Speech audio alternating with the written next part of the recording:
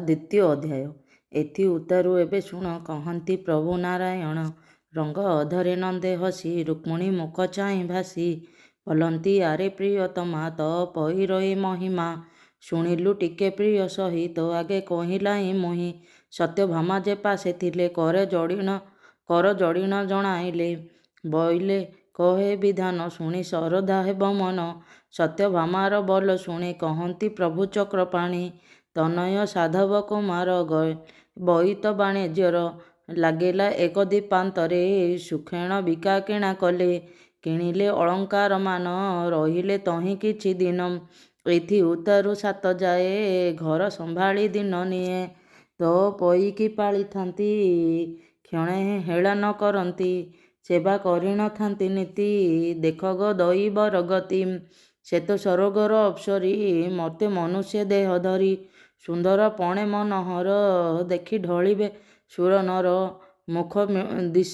ଦିଶଇ ଚନ୍ଦ୍ର ଜିଣି ତିଳ କୁସୁମ ନାସାମଣି ଅଧର ପକ୍ୱବିମ୍ବ ଫଳ ଖଞ୍ଜନ ନୟନ ଚଞ୍ଚଳ କୁମ୍ଭଳା କୃତି କଣ୍ଠ ଦେଶ ବୀର ଚାମର ପ୍ରାୟ କେଶ କକେଳ ପ୍ରାୟ କହେ ବାଣୀ ଆଙ୍ଗୁଳି ଚମ୍ପା କଢ଼ ଜିଣି ଚରଣ ରଙ୍ଗ ରବିନ୍ଦ ବେଢ଼ି ନଥାନ୍ତି ସଟପଦ ଏମନ୍ତ ତ ପଇ ବାଳା ତାହାର ସତ ସପତଣି ଲୀଳା ଏହି ସମୟ କାଳ ଜାଣି ସ୍ୱର୍ଗରୁ ଅଇଲା ରମଣୀ ସାଧବ ଦ୍ୱାରେ ସେ ମିଳିଲା କପଟେ ଭିକ୍ଷା ସେ ମାଗିଲା ରାଣ୍ଡି ବ୍ରାହ୍ମଣୀ ରୂପ ଧାରି ଦେଖିଲେ ସାଧବର ନାରୀ ସର୍ବେ ଦେଖିନ ତାରେ ଧାଇଁ ମାୟାରେ କିଛି ନ ଦିଶଇ ତାହାର ଡାକ ଶୁଣି କ୍ଷନ୍ନ କେହି ନ ବଇଲେ ବଚନ ବୋଲଇ ଭିକ୍ଷା ଦିଅ ମାଏ କି କରୁଅଛ ସାତ ଯାଏ ରାଣ୍ଡି ବ୍ରାହ୍ମଣୀ ବୋଲେ ଶୁଣି ସମସ୍ତେ କେ ଲୁଚନ୍ତି ବାଣୀ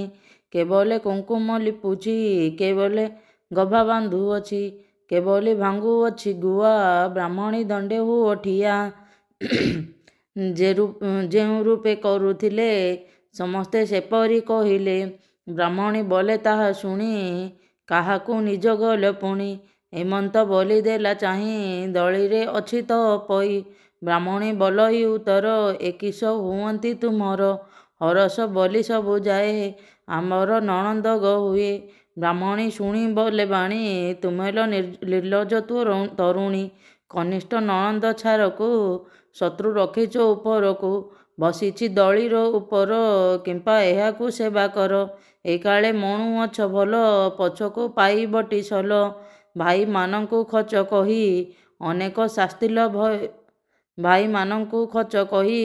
ଶାସ୍ତିଲ ଭୟ ଛେଳି ରଖାଅ ବନସ୍ତରେ ମରାଅ ବ୍ୟାଘ୍ର ଭଲୁକରେ ନହିଲେ ନିଶ୍ଚୟ ମରିବ ଏମନ୍ତ ଯେବେ ନ କରିବ ଭଲ ସମୟ ଅଛି ହୋଇ ଘରେ ନାହାନ୍ତି ସାତ ଭାଇ ଏକଥା ଯାହା ନ କହିଲା ସବୁରି ମନକୁ ଓଇଲା ନୀଳାଦ୍ରି ନାମେ ସାନ ବୋହୂ ତ ପହିର ପ୍ରିୟ ସେହୁ ମୋ ମନେ ଯେଉଁ କଥା ଅଛି ତୁ ଏକା ହୋଇଥିବୁ ସାକ୍ଷୀ ସେ ବୋହୂ ଏମନ୍ତ ଚିନ୍ତିଲା ଏମନ୍ତ କେତେ ଦିନ ଗଲା ନଦେଲେ ସୁଗନ୍ଧ ଚନ୍ଦନ ନଦେଲେ ଅଳଙ୍କାର ମାନ ମୁଣ୍ଡକୁ ନଦେଲେ ଯେ ତେଲ ନଦେଲେ ପିନ୍ଧିବାକୁ ଭଲ ବସାଇ ନଦେଲେ ଯେ ଦଳି ଆବର ରଖାଇଲେ ଛେଳି ଅନେକ ଦୁଃଖେ ତ ପଇ ବନସ୍ତେ ଛେଳି ଜଗିଥାଇ କହି ବଡ଼ ବୋହୂ ପୁଣି ହଜିବ ଯେବେ ଘରମଣି ଛେଳିର ନାମ ଘରମଣି ତେଣୁ ତିଆରେ ମହାମାନି ମୁଖେ ଲଗାଇ ଚୂନ କାଳି କାଟିବି ନାକର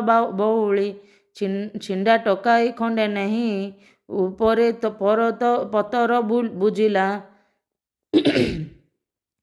ତଳରେ ମୂଷା ମାଟି ଭରି ପତ୍ରରେ ଭାତ ଗୋଟା ଚାରି ପାଉଁଶ ଲୁଣ ବଳି ଦେଲା ପତର ଘୋଡ଼ାଇଣ ଦେଲା ଘେନିଣ ତ ପଇ ଚଳି ବନରେ ଚରାଇଲା ଛେଳି ଭକାଣ ଟକେଇ ଫେଡ଼ିଲା ମାଟି ଦେଖିଣ ଫିଙ୍ଗି ଦେଲା ନିତ୍ୟରେ ବୋହୂମାନ ଏହି ପ୍ରକାରେ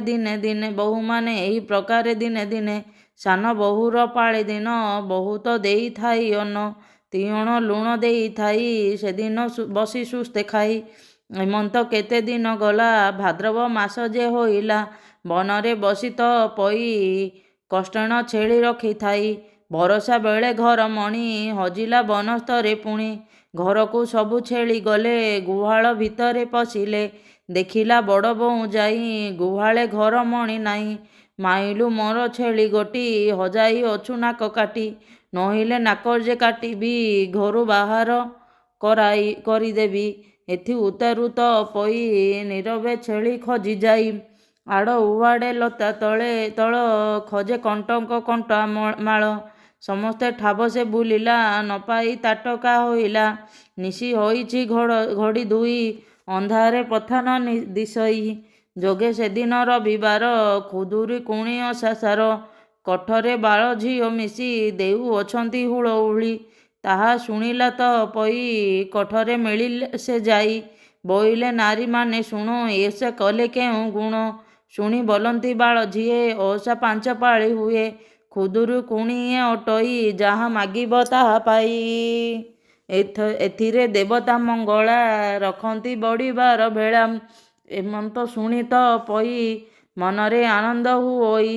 ବୋଇଲା ଏ ଓଷା କରିବି ହଜିଲା ଛେଳିକି ପାଇବି। ତ ପଇକୁ ବସାଇଲେ ସମସ୍ତ ଫଳ ନେଇ ଦେଲେ। ବସିଲା ସାଧବର ବାଳି ମନରେ ମଙ୍ଗଳା ସୁମରି। ମାଗ ମଙ୍ଗଳା ତୁ କାମାକ୍ଷୀ ମୁଁ ତତେ ସେବା କରୁଅଛି। ଛେଳିକି ପାଇବି ମୁଁ ଯେବେ ମୋର ବାଞ୍ଛା ସିଦ୍ଧ ତେବେ। ଏମନ୍ତ ବିଚାରି ମନରେ ଛେଳି ନିମନ୍ତେ ଗଲା ଖରେ। ବାଟେ ଦେଖିଲା ଘରମଣି ନିଶ୍ଚିତ ହୋଇଲା ତତ୍କ୍ଷଣି। ମନରେ ବାଞ୍ଛା ସିଦ୍ଧ କଲା ଛେଳିକି ନେଇଣ ରଖିଲା। ଏଥି ଉତ୍ତାରୁ ସାଧୁ ବାଳି ଘରମଣିକି ନେଇ ଚଳି। ଘରକୁ ଅଣାଇଣ ନେଲା ଗୁହାଳ ଭିତରେ ଛାଡ଼ିଲା। ବସିଲା ବହନ୍ତିରେ ଯାଇ ଦେହକୁ ଶୀତଳ କରାଇ। ଏ ଅନ୍ତେ ବଡ଼ ବୋଉ ଆସି ଦେଖିଲା ହାରେ ଅଛି ବସି। ବୋଇଲା କାଲି କାହିଁ ଥିଲୁ ମୋର ଛେଳିକି ହଜାଇଲୁ। ପଡ଼ି ନଥାନ୍ତୁ ଯେବେ ଭେଟ ପିଟନ୍ତି ତେନ୍ତୁଳିର ଛାଟ। ଏମନ୍ତ ଶୁଣି ତ ପଇ ଡରେଣ ବଚନ ବୋଲାଇ। ଛେଳିକି ଆଣିଲ ଯେ ଖୋଜି ବରଷା ବେଳେ ଥିଲା ହଜି। ବୋଲଇ ବଡ଼ ବୋଉ ପୁଣି ବହନ ଛେଳି ଯାଅ ଘେନି। ସକାଳୁ ଭାତ ବଢ଼ା ହୋଇ ଥୁଆ ହୋଇଛି ତୋ ପାଇଁ। ରାତ୍ର ପାହିଲା ଘେନି ଯାଅ ଛେଳିକି ବହନ ଚରାଅ। ତା ଶୁଣି ତ ପଇ ଗଲା ଗୁହାଳ ଭିତରେ ପଶିଲା। ଛେଳି ପଲକୁ ଅଡ଼ାଇଲା ବନରେ ନେଇ ଚରାଇଲା। ବେଳ ବୁଡ଼ିଲା ବନସ୍ତର ଅନ୍ଧାରେ ନଦୀ ସେ ଦୁଆର। ଏମନ୍ତ କେତେ ଦିନ ଗଲା ଖୁଦୁରି କୁଣି ଓଷା ହେଲା। ରାଜାର ତ ପଇ ବାଳି ପାଇଛି ହଜିଲାର ଛେଳି। ଏମନ୍ତ 5 ପାଳି ଗଲା ସଖୀଙ୍କ ସଙ୍ଗତେ ମିଳିଲା। ଖୁଦ କୁଣ୍ଡାରେ ପିଠା କରି ଖୁଣ୍ଡ ତଣ୍ଡୁଳ ପୁର କରି। ସଖୀଙ୍କୁ ମାଗିଲା ବହନ ଫଳ ଫୁଲର ପିଠାମାନ।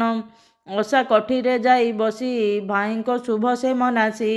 ବୋଇଲା ମଙ୍ଗଳା ଉଦ୍ଧାର ମହା ସଙ୍କଟ ପାରି କର। 10 ବରଷ ହେଲା ଗଲେ ଆପଣା ରାଜ୍ୟକୁ ନଇଲେ। ଓଷାର ସପନ ଦେଖିଲି ତେଣୁ ତୁମକୁ ଆଶ୍ରା କଲି। ଭଦେବି ମଙ୍ଗଳା ତ ସାଇ ଶୁଭେ ଆସିବେ 7 ଭାଇ। ଦେଖିବି ବେନି ନୟନରେ ପ୍ରବେଶ ହୋଇବେ ମନ୍ଦିରେ।